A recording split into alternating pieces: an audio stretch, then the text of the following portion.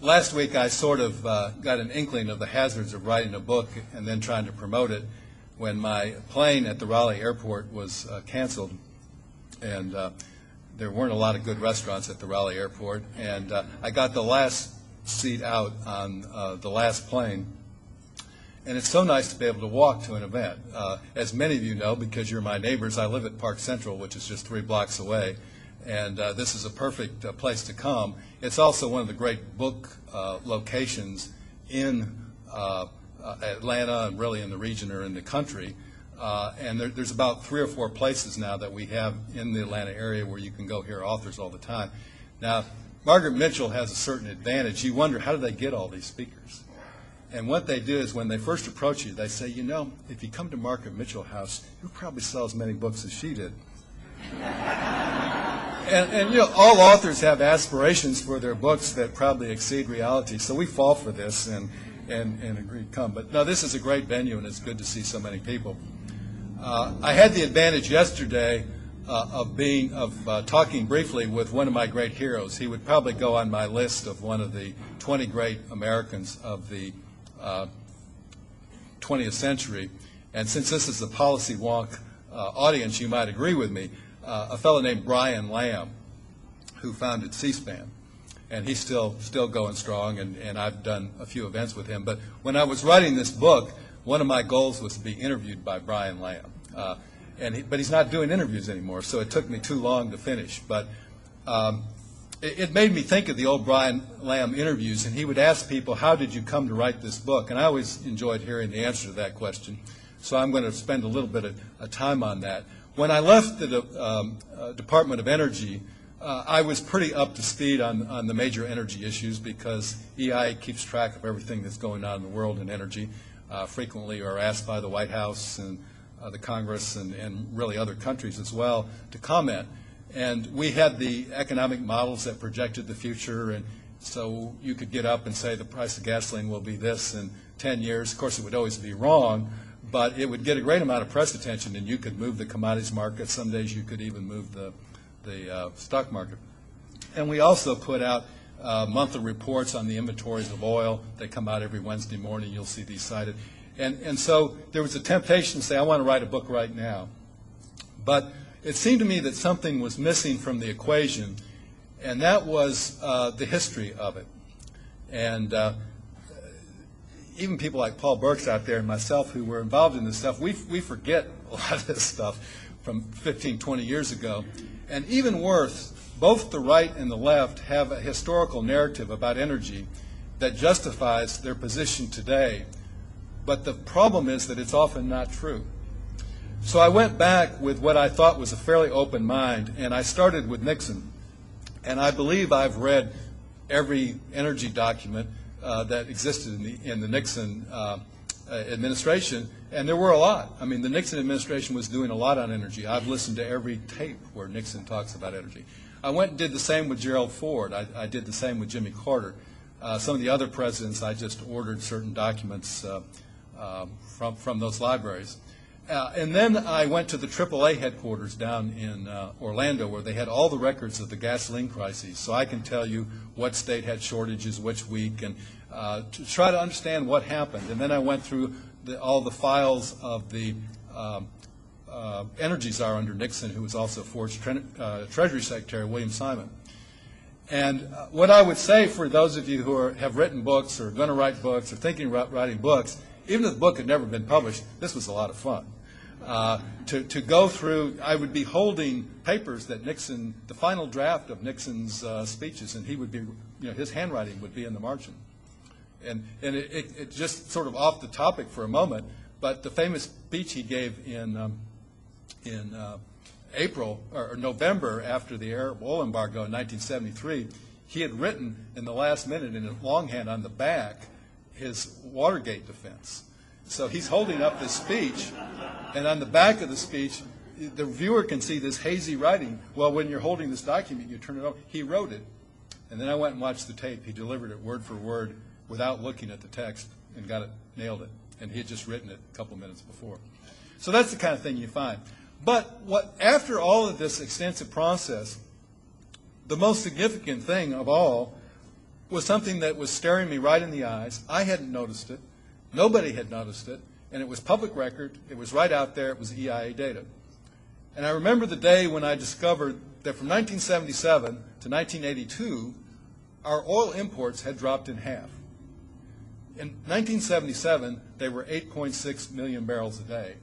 In 1982, they were 4.3 million barrels a day. If you like to work in percentages, in 1977, we were importing 47% of our oil, and in 1982, we were importing 28%. We're now importing roughly 60%.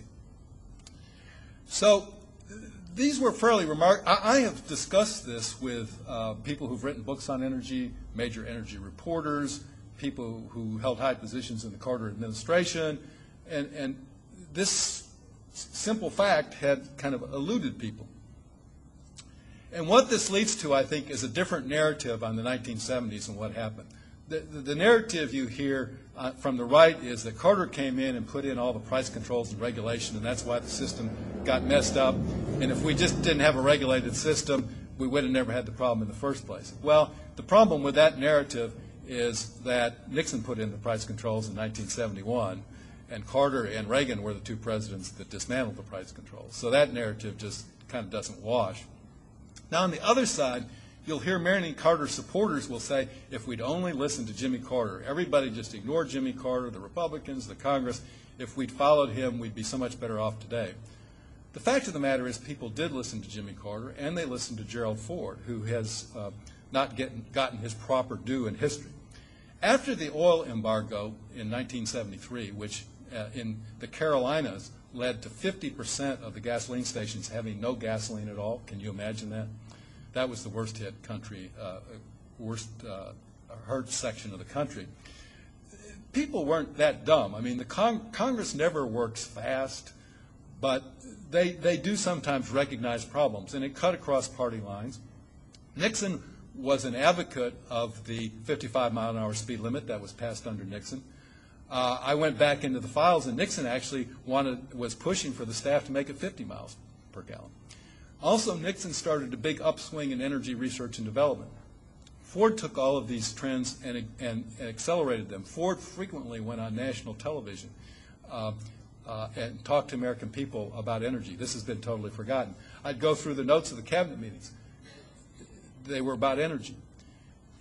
When Ford came in, he says, I'm going to balance the budget, so there will be no new spending on anything except for energy. And yet Ford today is not regarded as an energy president. In 1975, while Ford was still in office, we passed the first major package of energy legislation, which included mileage efficiency standards for automobiles. That eventually brought us up to the current levels.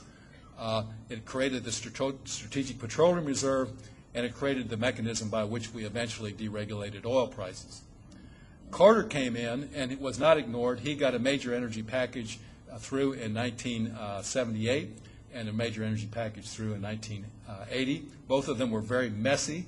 There was a lot of fighting going back, so people kind of remember, well, there was a lot of fighting, and then they forget that these bills were actually passed.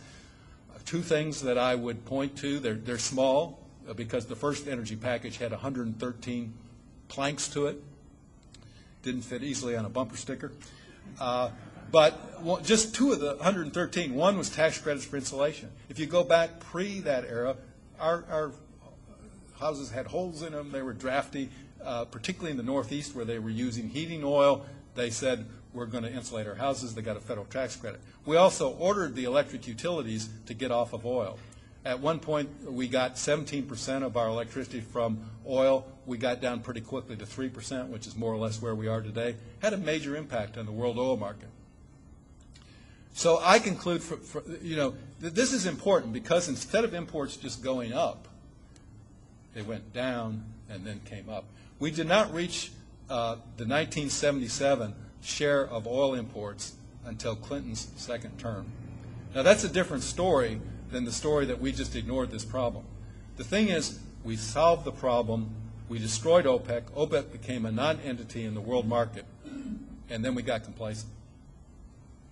It was common for presidents in the 70s to use the word sacrifice when they talked about energy. So I decided to determine whether later presidents ever talked about sacrifice for energy. And I can do this because I have in my office every public statement made by a president since Herbert Hoover on a CD-ROM, and I can do word searches. So I went through the 80s, and I was searching for a paragraph that had the word sacrifice and energy in it, which would have been easy to find in the 70s. And it was only once. And President Reagan said he was announcing a new national exercise program. And he said, if you go out and exercise more and make that sacrifice, you will have more energy.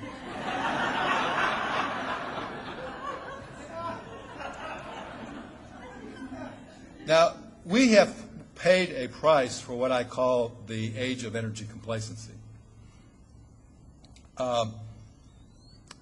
And the wheel, I would argue, even as late as the 90s, we were still coasting on the policies of the 1970s. In March of 1999, the OPEC nations met, and this is a test of your memory, but if you remember, the gasoline price in March of 99 here was probably below 90 cents a gallon. It seems like a distant memory. But this, of course, was adding to our complacency. But it had energized OPEC, that they needed to get their act together and start enforcing these quotas. And their weak link had been Venezuela, because Venezuela was allowing foreign investment. They were thumbing their nose at the quotas, and it was hard for OPEC to be effective with Venezuela not in the fold. But by this time, Hugo Chavez had come to power, which dramatically changed the position of Venezuela. Venezuela became a strong supporter of the quotas, started getting much rougher with outside investors, and so suddenly OPEC had its act back together. But I have to admit, at the Energy Department, we assumed they would continue to be undisciplined.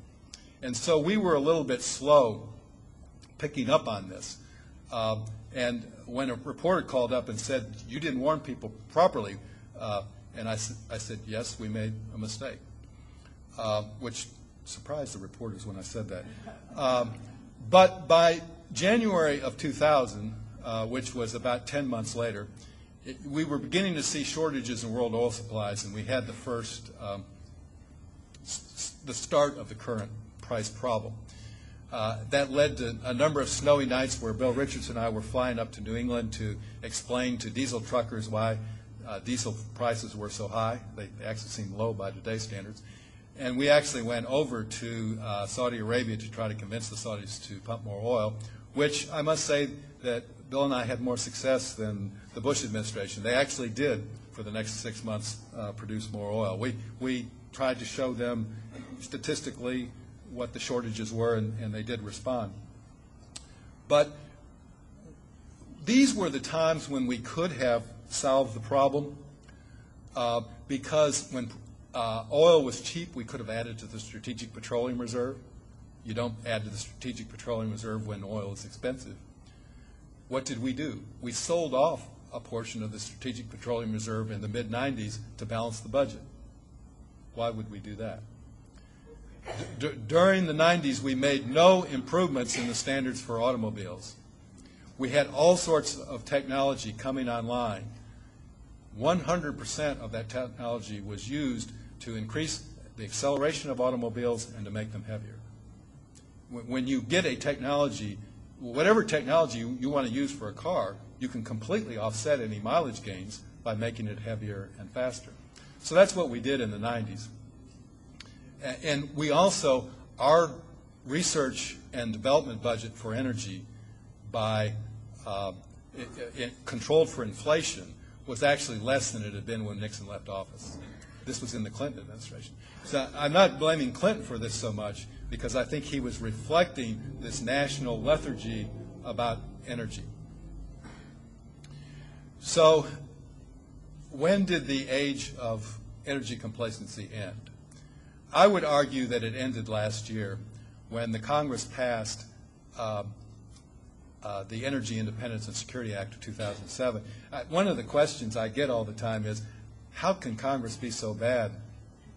And I'm the only person that says this, so I must be wrong. But I say this is on the verge of being one of the greatest energy Congresses in history. The reason being that last year's law was the first substantive law that had real muscle since 1980. It took and put the light trucks, which includes the SUVs and the automobiles, put them in one pot and said you've got to go from 25 miles per gallon to 35 miles per gallon over a 10-year period. That was long overdue. I would argue, particularly in retrospect, it should have been 1.5 miles a year instead of a mile, but it still was a major step forward. We also are outlawing the incandescent light bulb by 2015, all sorts of requirements for more efficient appliances, and there's also very strict requirements for ethanol. Now, on ethanol, this is controversial. I say in the book the ethanol we have is not the ethanol we need. The ethanol we need is the cellulosic ethanol that Jim was talking about. If you make ethanol from the kernels of corn or any other grain, it's an energy-intensive process. It really doesn't produce that much. It's being very heavily subsidized by the government. We need to move beyond that. So the ethanol provision, in one way, is a weakness of the bill, but over time it does bring in the better ethanol. So that was an amazing accomplishment, and it was pretty bipartisan. It ended up only having 8 votes against it in the Senate. And I like to tell the story. Again, I like to be a contrarian. But on mileage efficiency standards, there were 4 main senators who worked the hardest on this. The Democrats were Dan Inouye, who was the chairman of the committee that worked on the standards, someone who'd been in the Senate for decades, was there when the oil crisis occurred in the 70s.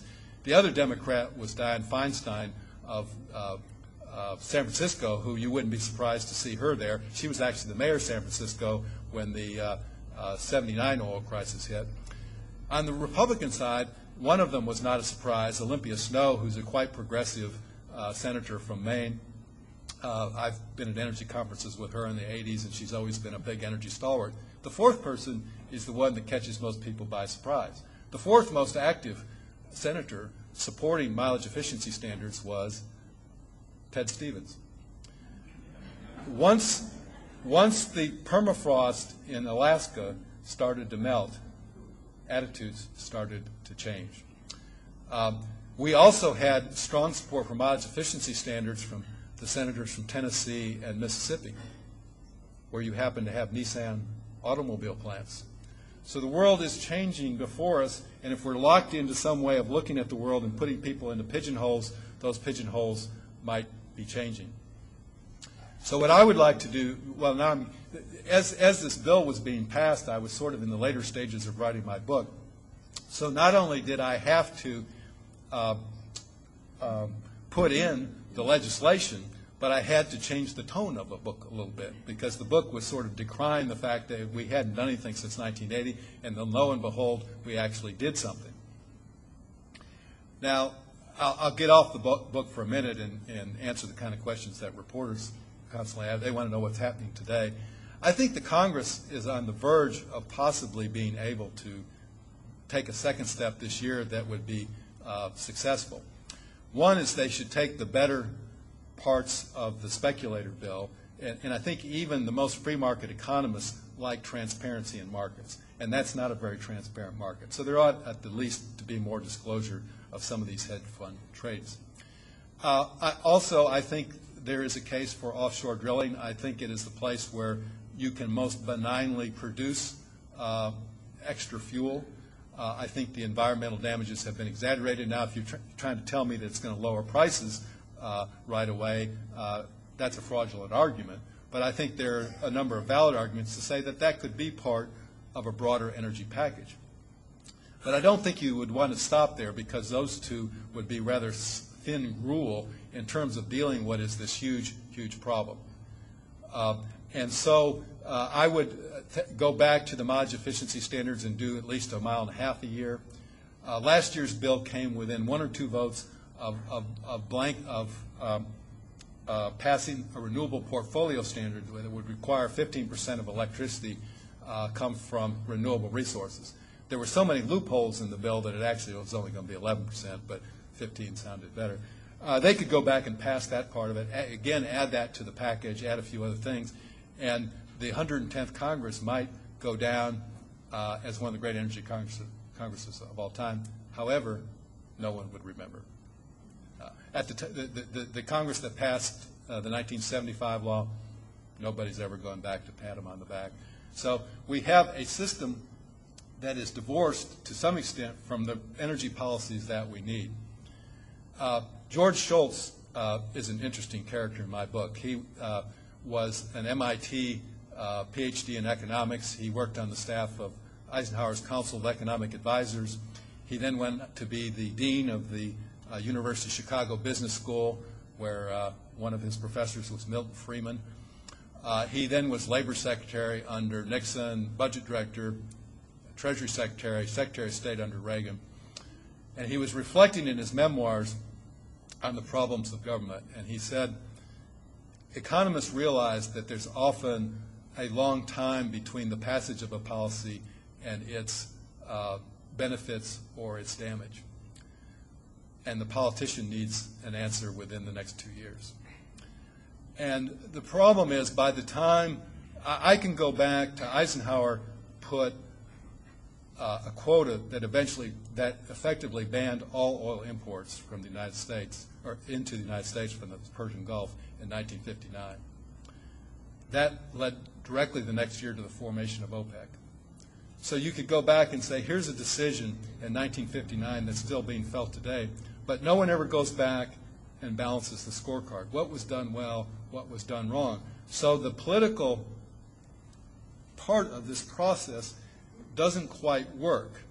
And it gets worse for climate change, because if you build a coal plant, that plant's going to be in operation for 3 or 4 decades minimum.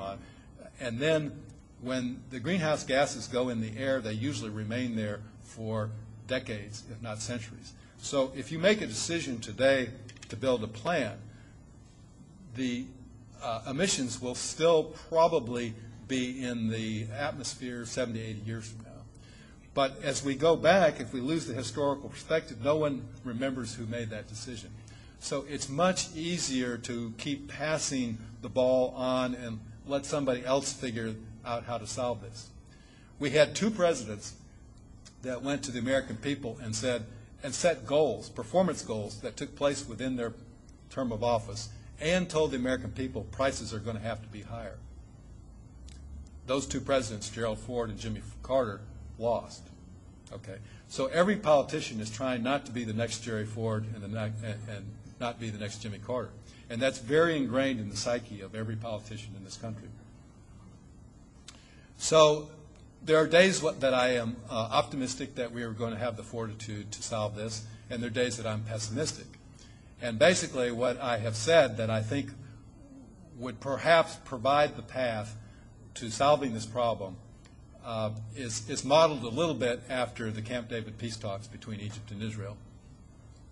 At the end of those talks, they had broken down, and they were preparing to go home without a settlement.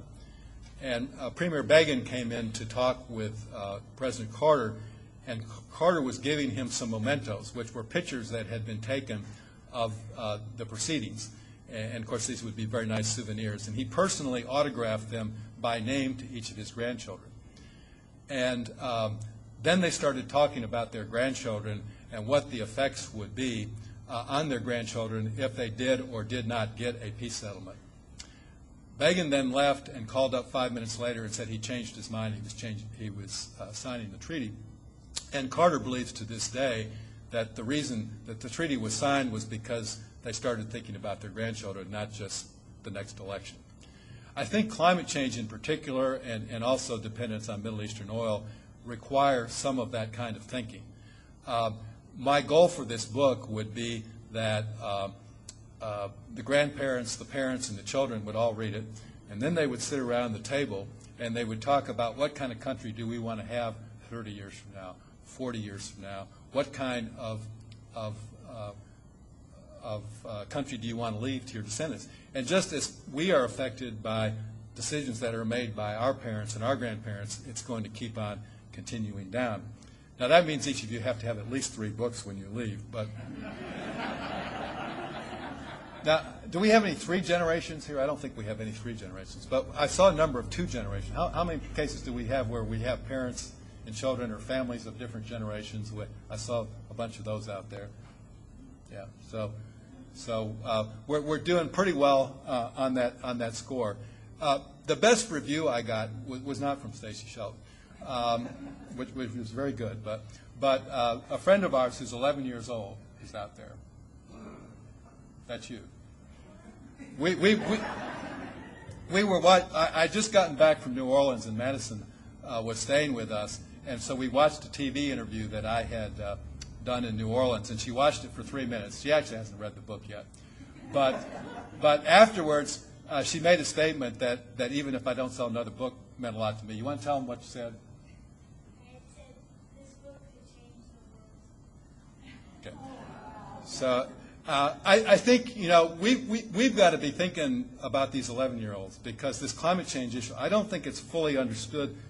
My next book's going to be called Timelines, and it's going to be about this whole concept of the time. Now, this book gets into it too, but particularly in climate change, I don't think people understand how much we're getting locked in to damage 40 years from now by decisions we're making today that to some extent are irrevocable. So if you say I'm only going to counteract problems I can see with my own eye, you can't do that. If you can see it with your own eye, probably the forces are already too strong to overcome. So you're trying to overcome that next step down the line.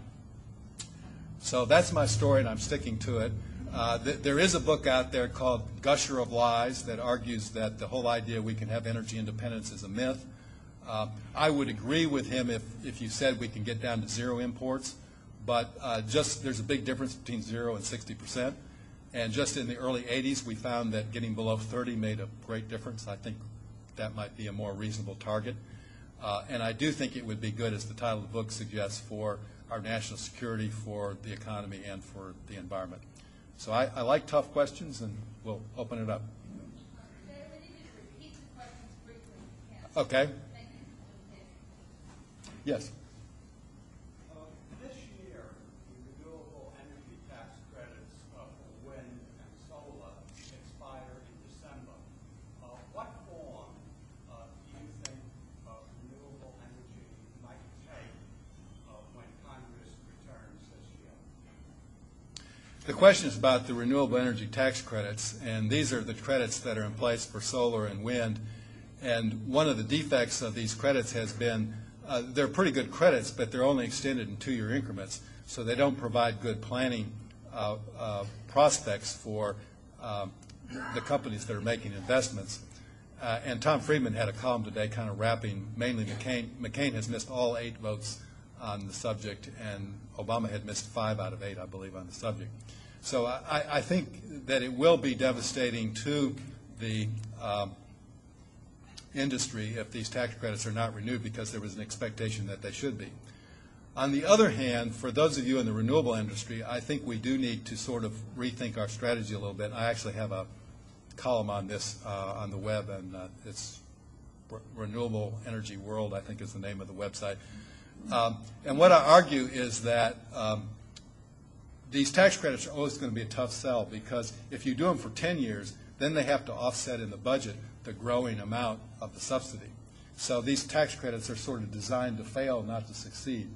And so I argued putting more emphasis on the other 3 aspects of encouraging renewables. And those would be renewable portfolio standards at the state and the national level. Those would be getting research and development back up to historically significant levels, and then also taxing carbon.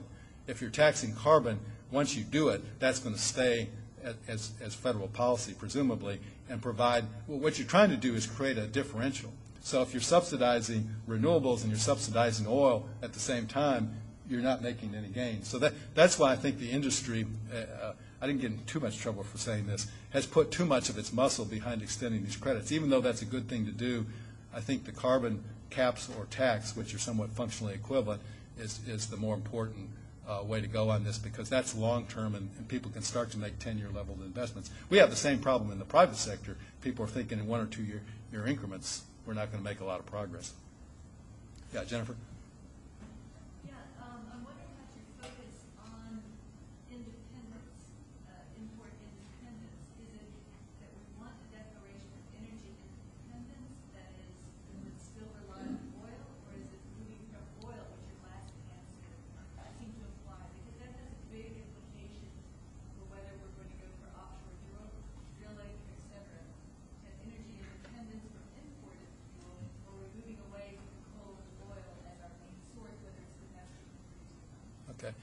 The question is whether energy independence is the right metaphor for dealing with this question, and I wrestled with that a lot. Originally, the title of the book was going to be The Quest for Energy Independence, which would sort of be a historical description of how it came about, how Nixon came up with the idea, and eventually I decided to be more of an advocate. I think in the book I've tried to balance what are the national security issues, the economic issues, and the environmental issues. And there are some policies that I call threefers, like if you have a more efficient automobile, you're helping out all three. There are other issues that conflict. Offshore drilling would probably be considered one of those. But I think offshore drilling is more complex than is being portrayed, because we get oil from places like West Africa, where they just flare the methane into the air when they produce the oil. That methane is a more potent greenhouse gas than carbon dioxide. I see my good friend Brian Oak here tonight. He knows that I'm at times uncomfortable with the tar sands oil that we're getting, which is very energy consumptive. So offshore drilling, particularly since offshore drilling would probably find more natural gas than oil anyway, and that natural gas could be used to displace coal. That's where I differ from T. Boone Pickens. He wants to use the natural gas to run cars. I would rather use it to displace coal. So your question, I think, points to a dilemma. But I argue that if we want to be independent, this may be stretching the metaphor a little bit, but if we want to be independent, we can't be the Lone Ranger in the world and be the only educated nation that denies climate change is a problem. So if we want to be a world leader, which is part of independence in my book, then we've got to get on the stick and deal with climate change and environmental issues. The United States has historically been an environmental leader. We were a leader on clean air. We were a leader on getting rid of tobacco. We were one of the leaders on the ozone layer. Somehow, after the Rio Treaty in 1992, we got diverted and now are a laggard. So these are all intertwined in somewhat complex ways, and that's why policymaking is frankly a little difficult. Yes? The invasion of the other Georgia has got some folks saying that the government's policy of energy diversification, diversifying supply, is failed. What do you think? Well, the question is about the war in the other Georgia, the conflict with Russia, and what this means about the safety of deliveries through the pipeline. It sort of is an example why conservation is your best approach, because all of the alternate fuel approaches, or most of them, have pretty serious problems. Economically, those pipelines from Azerbaijan probably would have been built through Iran, but we didn't want to do that. Then we could have put them someplace where the Russians had control. We didn't want to do that. So we went through the Caucasian nations where we thought we could be safe, and that turns out not to be so safe. So I think all supplies are somewhat vulnerable. I mean, the Nigerian oil, which we get a lot of, when they have disruptions there, that's going to be a problem. If we do offshore drilling, we're going to have to realize that there's going to be hurricanes once in a while, and even if it doesn't despoil the environment, it will lead to losses of supply for periods of time. So you know, the best thing to do is to conserve and get that usage down. Yeah. You touched briefly on the role of hedge funds in the price of oil. Now, I've heard that in terms of speculation, rates were at, say, $140 oil, $0 a barrel, $6. Can you comment on the growth of speculation at $140? Okay. Yeah, the question is, what was the role of speculators, who are sometimes called investors or speculators, depending on your point of view, in the rise of oil? The quick answer is I don't know. The longer answer is that I think most of the price rise was brought about by supply and demand fundamentals. So, but I also know that when I talk to the top analysts, market analysts who understand oil markets better than I do, they cannot explain all of the rise just by supply and demand factors, which then raises the question. And that's what it is, a question.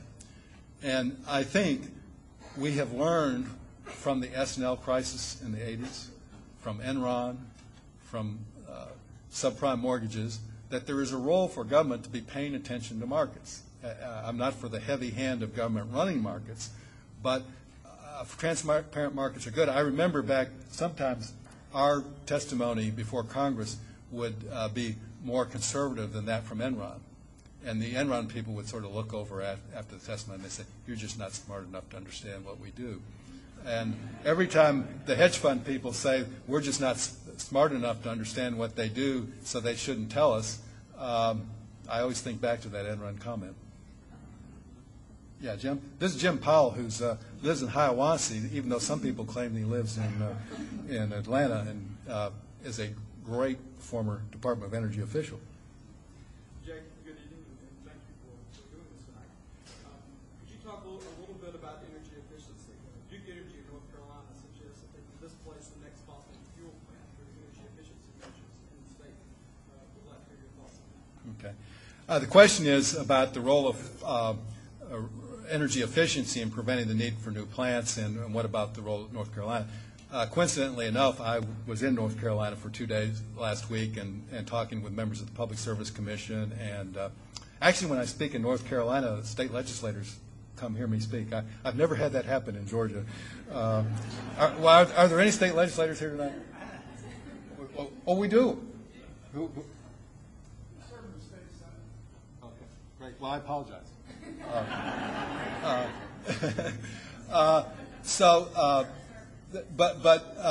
What they are doing is, and they haven't worked all the details out yet, what they're saying is that you can save energy cheaper than you can build a new plant. And I think most of the substantive research supports that. EIA did a study just before we shut down the demand management programs pretty much in the mid-90s, saying that you could save a kilowatt hour for about 3 cents a kilowatt hour. So that's, EIA is a pretty middle-of-the-road organization, so that's a pretty solid number. So they haven't worked it all out in North Carolina because there are the questions of profit. And I sometimes think Democrats tend to be a little abusive of profits. A profit motive to me is normally a good thing because it means somebody's investing capital to make something happen. So I don't have a problem with the energy company or somebody else making a profit if they're doing conservation. I've often joked that we need to find a way. One of the reasons that utility companies build new plants is because they name them after retired executives. So if they're not building plants, they have a basic problem.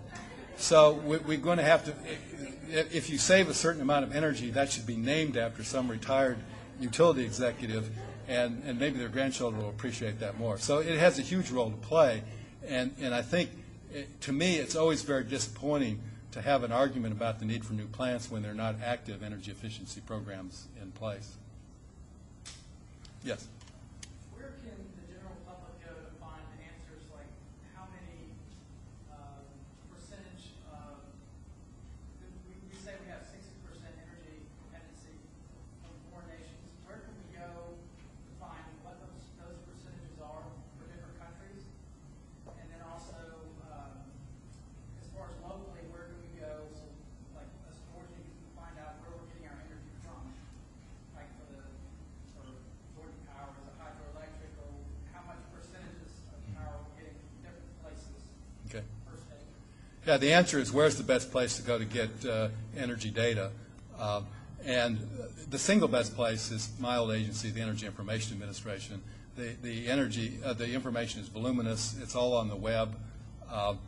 They now have, since I've left, they put up historic monthly data so you can do much more careful tracking. It may not answer every question you have. It's not quite as rich on the international side. But one of the things we found at EIA was our usership is all over the world because sometimes people can get better information off that site than they can in their own country. So I think a lot of that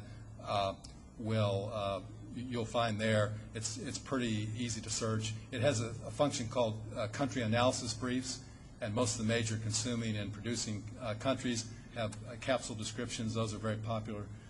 Now, for the use of fuels in Georgia, that's not a controversy. That's pretty much a matter of record. I'm pretty much sure that's up on Georgia Power's site. Somebody can correct me if I'm wrong, but I'm pretty sure that's available up there, and that would be a good number.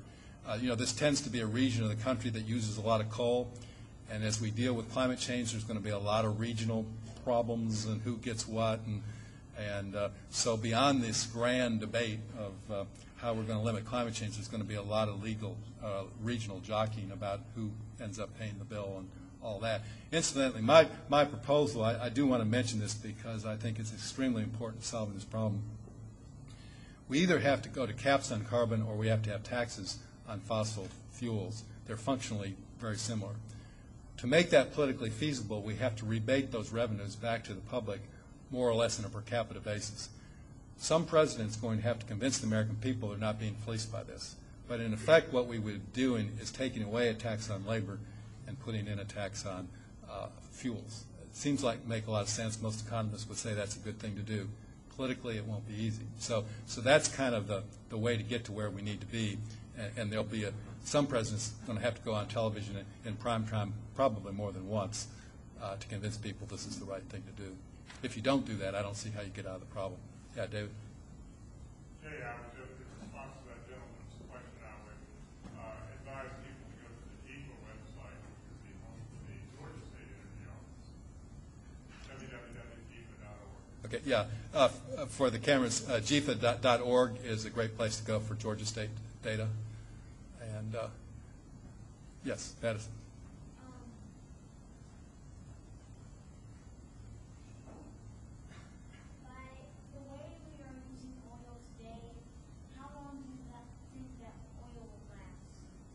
The question is, how long will the oil last that we have today? That, again, is a complicated question. I have given talks on that to the American Association of Petroleum Geologists, and it's a complicated question. Basically, there are many kinds of oil, and that's why it's so hard to answer. In the early days, we were using light oil, which is pretty much easy to refine.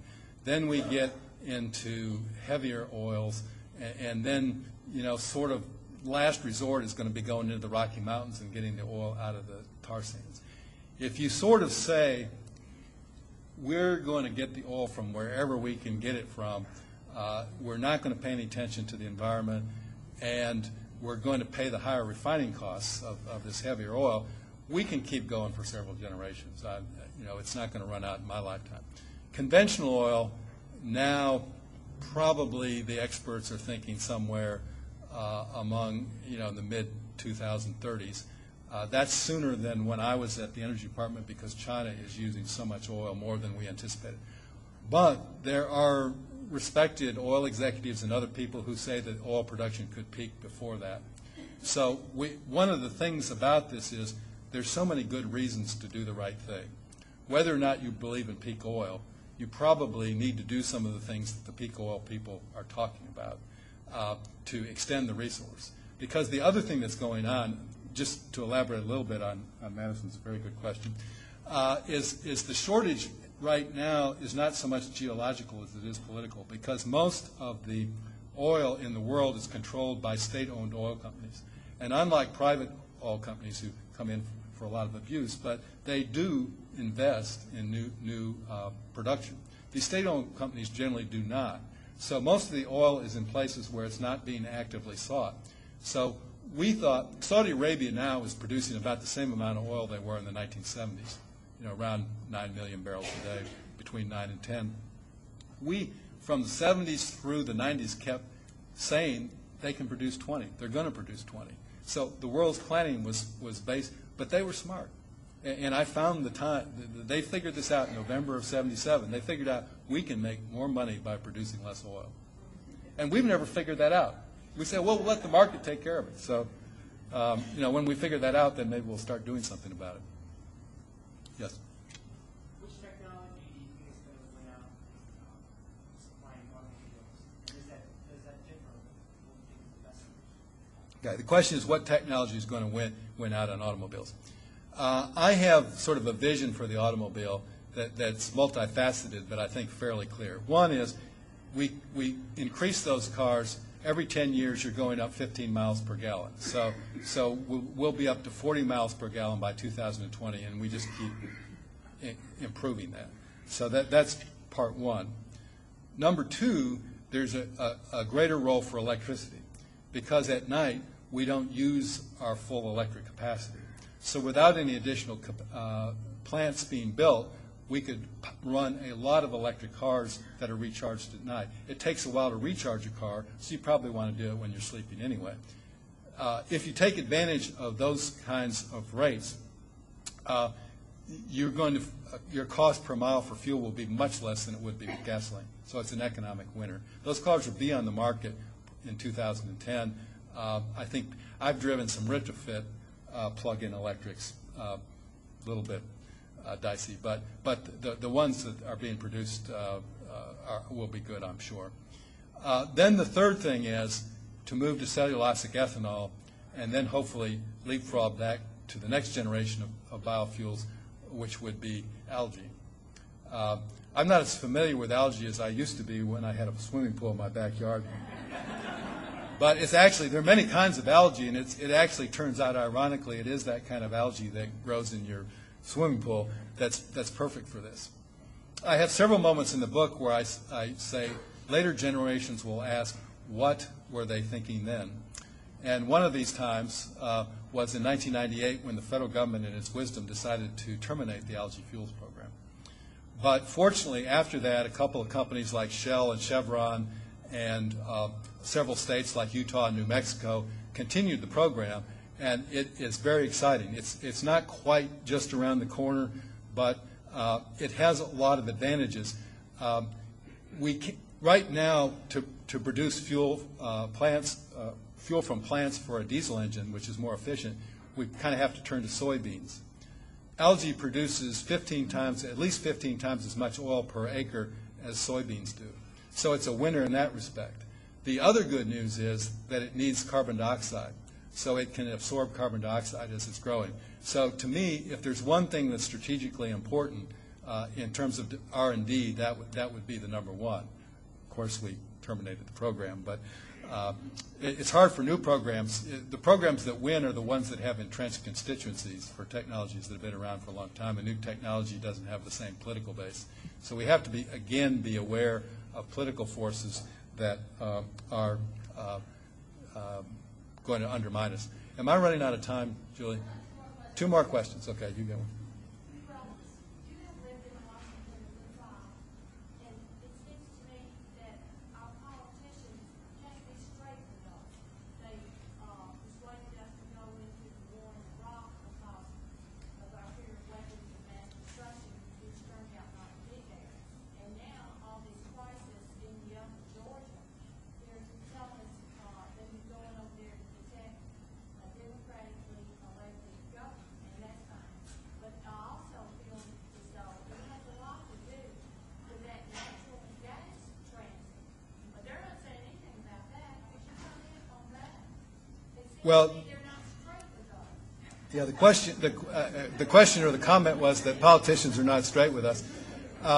Let me agree with that and then disagree with it slightly. If you take natural gas, this is one of the things about studying presidents. You learn all their tricks.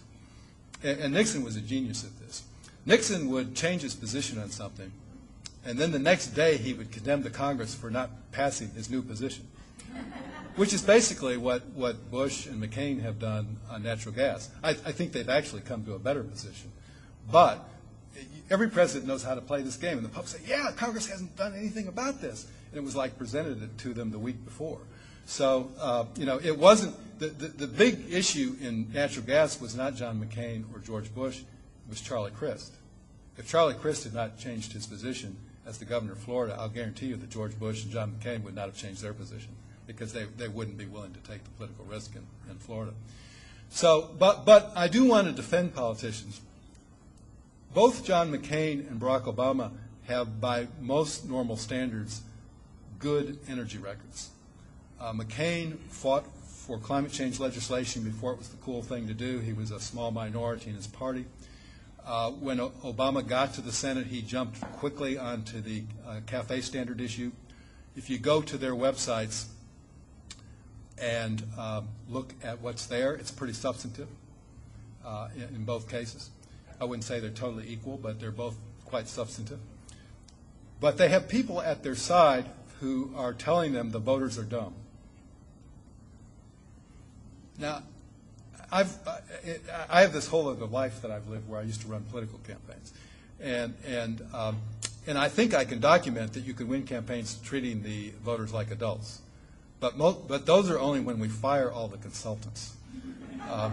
And so if you have a lot of consultants in your campaign, like pollsters, just people like Mark Penn, for instance, it's going to be hard to have issues that are determined on their merits. So I think we have to take some responsibility ourselves. Just as Detroit gives us the cars they think we want, I think the voters are giving us the politics they think we want, and somehow it's partly our responsibility to show them that they're wrong if they're dumbing it down too much. Okay, last question over here. How about the window of opportunity that we have that most scientists feel is around about 10 years? It doesn't make a difference what we do so far as drilling offshore, tax incentives, or whatever. Most scientists, even including we're moving, give us a 10-year window before we go to that tipping point where there's too much environmental damage and greenhouse gases to where we have a freezeless winter. That the climate change will be permanent, and that no matter what we do after that time period, the damage is done. Yeah.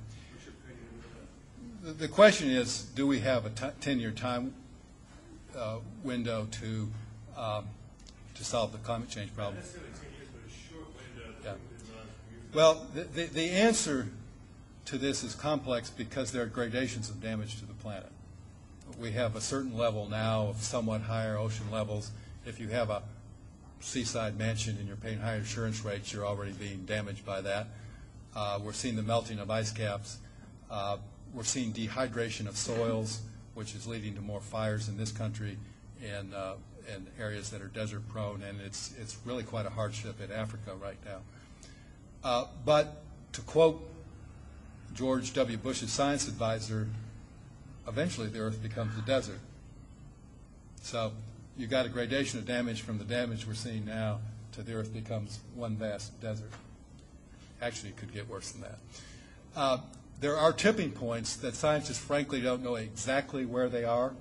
The oceans contain a lot of methane hydrates. I first got interested in this in the 1990s because we wanted more natural gas, and we were trying to figure out how to harvest this. And then it occurred to me, isn't methane a potent greenhouse gas? And if the temperature changes in the ocean too much, isn't there a point at which the methane goes up? And you start tripping all these things in nature.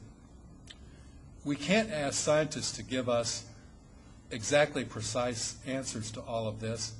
And if we demand precise answers, we're going to fiddle away the opportunity to solve it.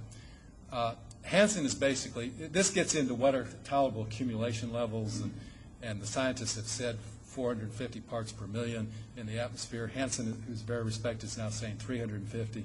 If that's what it is, we got a lot of work to do very, very fast. We're at a point where we pledged in 1992, or we indicated in 92, we would stick to 1990 levels. We've continued to go up since then. Just to even get back to 1990 levels now would take a heroic effort. So we have to be in a posture where every time we buy a new automobile, get a new house, we're thinking primarily about energy. And that's the only short answer I can give to that question.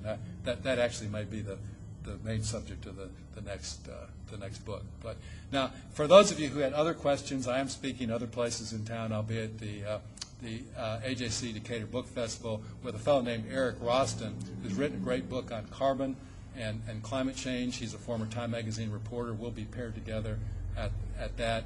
I'm going to be speaking at the China Forum in October. I'll be speaking at the Atlanta Council for International Relations again in November, 2 days after the election, speaking at Trinity Presbyterian Church, I believe. So I will be around town to answer more questions. So thank you so much for coming. I wish everybody in the country was as interested as you all are, and let's hope we solve this problem.